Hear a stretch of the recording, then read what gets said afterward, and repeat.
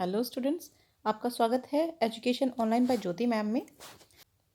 जैसे कि आप जानते हैं, हम first and second chapter already कर चुके हैं ज्योग्राफी का। आज हमारा थर्ड चैप्टर है अर्थ चेंजिंग अर्थ। इससे पिछले चैप्टर में हम लोग देख चुके हैं द इनसाइड अर्थ। उसमें हम लोगों ने पढ़ा हुआ है किस तरह से रॉक्स हैं, उनका फॉर्मेशन किस तरह हो रहा है। रॉक साइकिल पढ़ी है हमने उसके अंदर। अब हम पढ़ेंगे कि अर्थ के इंटरनल जो फोर्सेस हैं या एक्सटर्नल फोर्सेस हैं अर्थ के ऊपर किस तरह से काम करते हैं। ठीक है, अर्थ किस तरह से चेंज हो रही है। ठीक है, स्टार्ट करते हैं। But before going ahead please subscribe my channel and share to your friends and groups. Let's start now. जैसे कि हम सब जानते हैं, अर्थ पे वैसे तो देखा जाए तो पानी ज़्यादा है, लेकिन जो लैंड है, जो लैंड वाला पार्ट है उसको हम बोलते हैं लिथोस्फेयर यानी स्थलमंडल। देखिए, लिथोस्फेयर पे बहुत सारी लिथोस्फेरिक प्लेट्स होती हैं। The lithosphere is broken into a number of plates known as the lithospheric plates. Lithosphere पे बहुत सारी प्लेट्स होती हैं। You will be surprise to know that these plates move around very slowly, कि ये जो प्लेट्स हैं ये आराम बहुत स्लो मूव कर रही हैं, धीरे धीरे खिसक रही हैं। Just a few millimetres each year, कितनी, सिर्फ कुछ एक millimetres. This is because of movement of molten magma inside the earth. और इसका रीज़न क्या है कि मैग्मा के जो सेंटर में, जो इनसाइड है कोर में, एक मोल्टन मैग्मा है, जिसकी वजह से जो प्लेट्स हैं, मोल्टन मैग्मा मतलब पिघला हुआ लावा, ठीक है, मैग्मा है, उसको उसकी वजह से ये मूवमेंट होता है। The movement of these plates causes changes on the surface of the अर्थ। और इसकी वजह से जो सरफेस है अर्थ की, जो क्रस्ट है, उसमें चेंजेस आते हैं। The earth movements are divided on the basics of force which causes. और जो अर्थ का ये जो कह सकते हैं, जो पृथ्वी की ये जो मूवमेंट है, जो गति है, वो ना कुछ फोर्सेस बनते हैं, इसके उस फोर्सेस के आधार पर उसको डिवाइड कर सकते हैं। ठीक है, जिससे ये मूवमेंट होता है। The forces which act in the interior of the earth are called as endogenic forces. अब समझो, जो फोर्स अर्थ के अंदर इंटीरियर में लगता है उसे बोलते हैं एंडोजेनिक फोर्सेज। ठीक है, the forces that work on the surface of the earth is called exogenic forces. और जो अर्थ के सरफेस पे लगता है उसे बोलते हैं एक्सोजेनिक फोर्सेज। अब देखो, अब आप सब कंफ्यूज हो होंगे कि पृथ्वी के अंदर और पृथ्वी के बाहर किस तरह से फोर्स लगता है।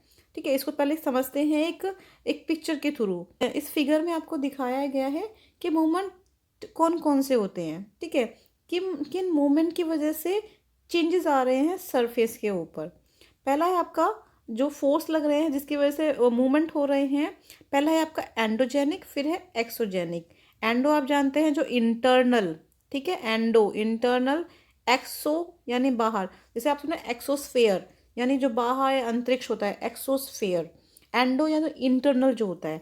ठीक है, सडन फोर्सेस, जो फोर्सेस एकदम लगते हैं। ठीक है, फिर है आपका डियास्ट्रॉफिक फोर्सेस। देखो, डियास्ट्रॉफिक फोर्सेस में क्या होता है, इससे माउंटेन्स बनते हैं बेसिकली। ये अलग तरह का फोर्स होता है, ये आपको मैं नेक्स्ट चैप्टर में कराऊंगी कि अब सुनते हैं फोल्डेड माउंटेन्स। फोल्डेड माउंटेन कैसे बनते हैं, जब पे फोर्स लगता है दोनों तरफ से। ठीक है ना, जब इस पे फोर्स लगता है तो इससे माउंटेन्स क्रिएट होते हैं। तो ये आपका डियास्ट्रॉफिक फोर्सेस है। फिर आपका है इरोजनल एंड डिस्पोजिनल। देखिए, इरोजनल होता है, इरोजनल मतलब किसी चीज़ का कटना, इरोजन मतलब कटना। और डिस्पोज होना यानी इकट्ठा होना, यानी कई बार चीज़ें कट के, चट्टाने कट के या इकट्ठे होके भी जो मूवमेंट होता है, या एक तरह से कह सकते हैं सरफेस का फॉर्मेशन होता है। ठीक है, दो फोर्सेस हैं, आप ये समझो, दो फोर्स हैं। इन फोर्स की वजह से पृथ्वी में चेंजेस आते हैं, अर्थ में चेंजेस होते हैं। अब वो फोर्स कैसे कैसे काम करते हैं। जो एंडो वाला होता है, जो इंटरनल फोर्सेस होते हैं, तो यानी पृथ्वी के अंदर कुछ होगा तभी तो वो इंटरनल फोर्सेस लगेंगे। जैसे इसमें है अर्थक्वेक। अर्थक्वेक अर्थ के नीचे तो आता है, आप जानते हैं। ठीक है, वोल्केनो, वोल्केनो का आसमान में फटता है नहीं ना, पहाड़ होते हैं उन पे फटता है ना। तो एक तरह से आप समझेंगे ये ज़मीन के अंदर हो रहा है। लैंडस्लाइड्स, लैंडस्लाइड यानी ज़मीन ज़मीन खिसक रही है। ज़मीन कैसे खिसकेगी, कब, जब कुछ ज़मीन के अंदर मूवमेंट होगा, राइट। तो यानी ये तीन फोर्सेस जो हैं ये आपके सडन फोर्सेस हैं। ठीक है, और जो आपके एंडोजेनिक है यानी एकदम होती हैं, ये नहीं कि स्लो स्लो हो रहे हैं। ये सडन प्रोसेस होता है, एकदम आया और एकदम ख़त्म हो गया। ठीक है, अब फिर आपका है एक्सोजेनिक प्रोसेस। एक्सोजेनिक फोर्सेस में क्या है आपका, इरोजिनल। देखो नदी जो है जो नदियाँ बनती हैं या नदियों का जो नदी बह रही है आप जानते हैं, अगर उसमें अपर्दन हो गया तो उसकी डायरेक्शन चेंज होती है ना, या फिर डिपॉजिट हो गया वहाँ पर नदी के बहाव में। मान लो ये नदी बह रही है, ठीक है, ये नदी बह रही है, यहाँ से अगर ये मिट्टी कटनी शुरू हो गई, यहाँ से मिट्टी कट गई, तो ये पानी यहाँ से बह सकता है ना, यहाँ से अगर ये बिल्कुल मिट्टी बह गई यहाँ वाली, तो इस पानी का बहाव ऐसे हो सकता है, राइट, समझ रहे हो आप। यहाँ ऐसे भी हो सकता है और ऐसे भी हो सकता है, यानी ये हो सकता है पूरा का पूरा ये पानी का बहाव हमारा ऐसा हो जाए। यानी इससे क्या हुआ, जो सरफेस है, जो अर्थ की जो सरफेस एरिया है वो चेंज हो जाएगा बिल्कुल। यानी उसका नदी का बहाव जो पहले यहाँ था अब आपका दूसरी डायरेक्शन में हो गया, तो सरफेस चेंज हो रही है ना। विंड है, विंड की वजह से किस तरह से चीज़ें चेंज होती हैं। देखो आप जानते हो रेगिस्तान जो होता है वहाँ समुद्र के सॉरी जो वहाँ पे रेगिस्तान में वो होता है, बालू होता है, रेत होता है ना, जो आपका सैंड होता है, वो विंड की वजह से, तो वो सैंड के जो बनते हैं वो टीले आप जानते हो ना, कुछ बनते हैं इस तरह से, वो विंड की वजह से ही बनते हैं, क्योंकि हवा उस सैंड को उड़ा के ले जाती है कहीं और। फिर आपका सी वेव्स जो समुद्री तरंगे होती हैं, ये आपका क्या है, ये एक्सोजेनिक फोर्सेस हैं, हवा की वजह से तो सी वेव्स आती हैं, है ना। देखिए फिर है आपका ग्लेशियर्स। ग्लेशियर कैसे काम करते हैं, ग्लेशियर की वजह से एक बैलेंस बना रहता है, क्योंकि आप जानते हैं जैसे आप सुनते हैं ग्लोबल वार्मिंग आजकल कि ग्लेशियर्स मेल्ट हो रहे हैं। जब ग्लेशियर्स मेल्ट होंगे तो आपके जो कॉन्टिनेंट्स हैं, जो छोटे छोटे जो आपके आइलैंड्स हैं, वो सब डूब जाएंगे, ठीक है। तो ये एक बैलेंस का काम कर रहा है, ये आपका इरोजन नहीं है, ये डिपोजिट हुई है बर्फ़, जो ये ग्लेशियर्स आपका डिपोजिशन की वजह से बना है, ठीक है। देखिए फिर फिगर 3.2 देखते हैं एक बार। इसमें एक वोल्केनो दिखाया गया है कि वोल्केनो के कौन कौन से पार्ट्स होते हैं, ठीक है। अगर आप देखेंगे ये एक वोल्केनो है, इसमें जो ये रेड वाला जो है ये मैग्मा है, गरम मैग्मा है।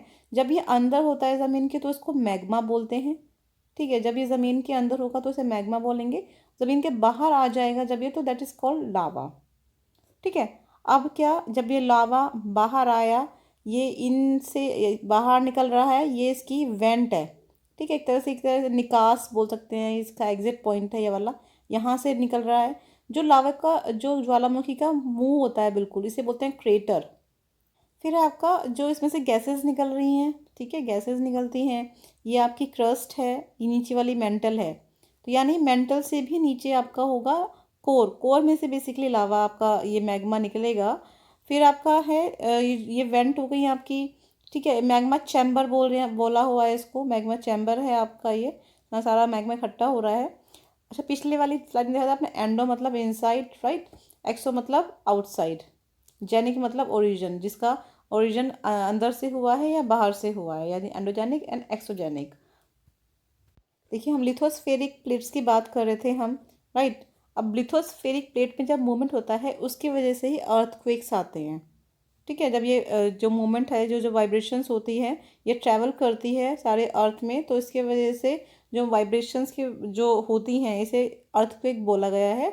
The place in the crust where the movement start is called the focus, जहाँ से मूवमेंट स्टार्ट हो रहा है। देखिए जहाँ से मूवमेंट स्टार्ट हो रहा है वो यहाँ पर है आपका, ये आपका फोकस पॉइंट है। इसको हिंदी वाले अगर समझना चाहें तो वो बोलेंगे उद्गम केंद्र, ठीक है। यहाँ से स्टार्ट हो रहा है, यहाँ प्लेट में मूवमेंट आया है, प्लेट्स में आपस में क्योंकि है उनमें फोर्सेस लगे हैं, जिसकी वजह से यहाँ से ओरिजिन हुआ है आपके अर्थक्वेक का। और इसी प्लेस के बिल्कुल ठीक ऊपर यानी ज़मीन पे जो हमारी लैंड है, ठीक है, उसके ऊपर जो पॉइंट होता है उसे बोलते हैं एपिसेंटर। आप न्यूज़ में सुनते हैं ना कि इस उस अर्थक्वेक का एपिसेंटर कहाँ पे था। एपिसेंटर यानी वो ज़मीन पे, ये अंदर वाला पॉइंट की बात नहीं कर रहे हैं, ज़मीन के ऊपर जहाँ बात कर रहे हैं, this is called epicentre, right.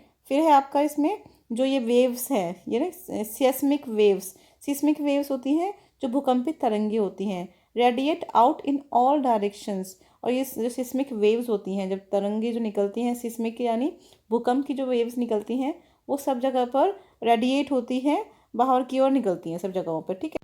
यहाँ पे इन्होंने बताया हुआ है कि they are 3 types of waves. First is P wave, that is longitudinal waves, ठीक है। Second is S wave, is transverse wave, and third is L wave और सरफेस वेव। और सबसे ज़्यादा जो डेंजरस होती हैं वो एल वेव्स ही होती हैं। ठीक है, सबसे ज़्यादा डेंजरस होती है एल वेव यानी सरफेस वेव्स, क्योंकि ये सरफेस पे चल रही होती हैं। और सरफेस पे जितने घर होते हैं उन सब के लिए, उन सब पे अफेक्ट करती है वो आपकी एल वेव्स ही करती हैं। फिर आपका मेजर लैंड फॉर्म्स, इसमें है कि आपके जो मेजर लैंड्स हैं वो किस तरह से फॉर्मेशन हो रहा है। उनका दो तरह से आपके लैंड फॉर्म्स हो रही हैं। पहला है वेदरिंग एंड दूसरा है आपका इरोजन। देखो वेदरिंग में क्या है, weathering is the breaking up of the rocks on the surface earth surface. जो अर्थ की सरफेस में जो रॉक ब्रेक हो रही है वो आपका वेदरिंग है। फिर आपका erosion, erosion is the wearing away of the landscape by different agents like water, wind and ice. कि जो स्थल बने हुए हैं, जो भूदृश्य है, एक तरह से कहते हैं लैंडस्केप है, वो चेंज हो रहा है किसकी वजह से, वाटर की वजह से, विंड की वजह से या आइस की वजह से। The eroded material is carried away और transported by water, wind etcetera. जो टूटा हुआ जो मलबा है एक तरह से कैरी किया जाता है दूसरी जगह, एक जगह से दूसरी जगह पर वाटर, विंड या किसी और की वजह से इवेंचुअली फिर वो डिपॉजिट होना शुरू होता है। And this process of erosion and deposition create different landform on the surface of the अर्थ। और ये इस तरह से इरोजन होना, चीज़ों का टूटना। अब देखो यहाँ पे सिंपल से उसमें समझते हैं। मान लो कोई लैंड है, ठीक है, यहाँ पे आपकी बहुत तेज़ बारिश होती है। अगर यहाँ पे प्लांट्स नहीं हैं, खाली सिंपल लैंड है, तो और इसका बहाव ऐसे है, ठीक है, मतलब थोड़ा सा ऐसे झुकाव है, बारिश होगी तो ऑब्वियसली बात है जो इस पे ऊपर की जो लेयर है मिट्टी की वो बहनी शुरू हो जाएगी। ठीक है, वो बहनी शुरू हो गई मिट्टी की वजह से, बारिश की वजह से, या क्या ना हवा की वजह से। जो उसकी ऊपरी मिट्टी है वो उड़ के कहीं और जाएगी। अब जहाँ जाके वो इकट्ठी होने शुरू होगी धीरे धीरे, वहाँ पे एक अलग ही तरह का आपका डिपॉजिट होना शुरू हो जाएगा। ठीक है, तो ये जो आपका ये कटना है ये तो आपका इरोजन है, और यहाँ पर डिपोजिशन हुआ है। ठीक है, इस तरह से क्या है, एक नया लैंडफॉर्म क्रिएट हो गया, यहाँ से कटा और यहाँ पे आके इकट्ठा होना शुरू हो गया। आज के लिए इतना ही करते हैं क्योंकि वीडियो बहुत लंबी हो जाएगी। मैं आपको सेकंड पार्ट में इसके बारे में आगे कंटिन्यू करूँगी, work of a river and additional other things.